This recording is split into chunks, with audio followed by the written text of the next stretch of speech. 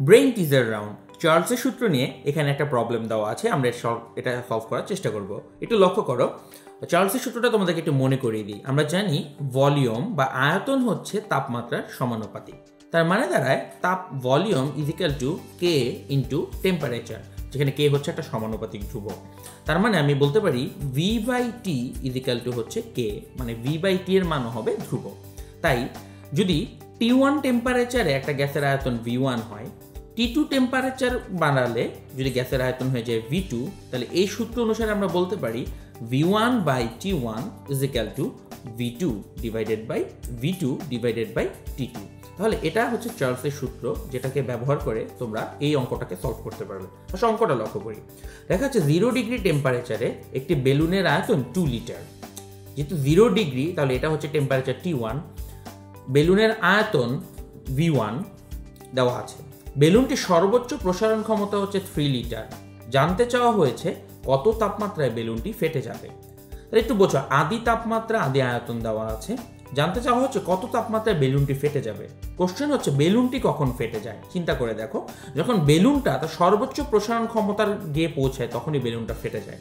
তার মানে প্রশ্নটা হচ্ছে যে বেলুনটা ফেটে যাবে যদি বেলুনের আয়তন হয় 3 লিটার, অর্থাৎ V2 হবে আমাদের 3 লিটার। তাহলে তোমাদেরকে বের করতে হবে কত তাপমাত্রায় বেলুনটি ফেটে যাবে, অর্থাৎ T2 তোমাদেরকে বের করতে হবে। তাহলে এখনই ভিডিওটাকে পজ করে তোমরা খাতা কলম নিয়ে বসে যাও, T2 এর মান বের করো এবং তারপর ভিডিওটিকে ছেড়ে আবার উত্তরটি মিলিয়ে নাও।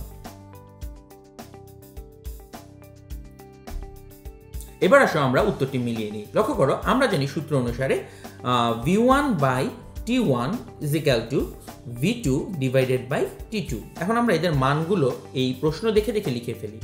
V1 এর মান হচ্ছে 2 লিটার, যেটা আদি আয়তন। আদি তাপমাত্রা T1 হচ্ছে 0 ডিগ্রি।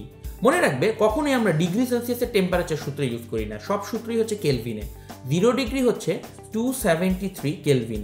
আমরা জানি ডিগ্রি সেলসিয়াসের সাথে 273 যোগ করলে সেটা কেলভিনে পরিণত হয়। এবার লক্ষ্য করো, পরিবর্তিত তাপমাত্রা আর আয়তন হচ্ছে V2 আর T2।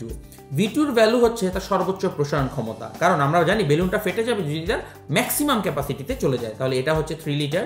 আর T2 এর ভ্যালু কত হবে সেটাই আমরা এই অঙ্কে বের করব।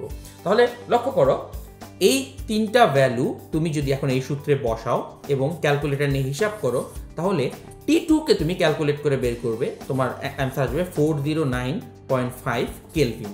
বাট অ্যান্সারটাকে অবশ্যই আবার ডিগ্রি সেলসিয়াসে নিয়ে যেতে হবে। তাহলে 409.5 এখান থেকে আবার 273 বিয়োগ করি, তাহলে আমাদের ডিগ্রি সেলসিয়াসে চলে আসবে। তাহলে আলটিমেটলি অ্যান্সার আসবে 136.5 ডিগ্রি সেলসিয়াস। তাহলে এই অঙ্কের উত্তরটি হচ্ছে 136.5 ডিগ্রি সেলসিয়াস। উত্তর হয়ে গেলে অবশ্যই নিজেকে অভিনন্দন জানাও এবং কমেন্ট সেকশনে এসে আমাদেরকেও জানিয়ে দাও যাতে তুমি জিনিসটা বুঝতে পেরেছো।